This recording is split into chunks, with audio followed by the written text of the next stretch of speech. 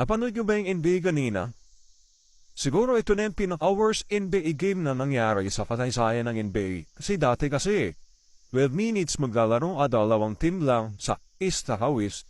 Dito kasi may Team A, Team B, Team C, mga team pa.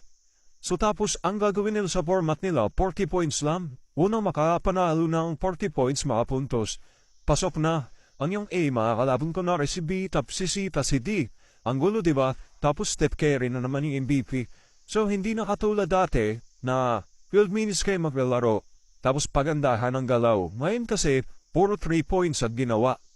Kaya hindi na na-achieve yung mga 300 points sa isang laro. Kasi 40 lang kailangan na puntos eh. So walang dating, walang mabuhay-buhay. Walang nag-i-slam dunk, walang nag-i-N1, walang nagko-crossover, walang kalatoy-latoy. Puro 3 points yung ginagawa. Tapos at the end, si Steph Curry pa rin yung MVP.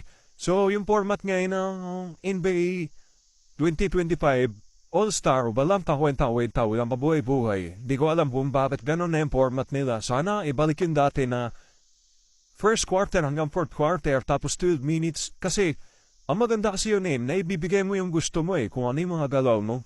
Tapos hindi pa naglaro si LeBron, hindi pa naglaro si Giannis. So marketing talaga.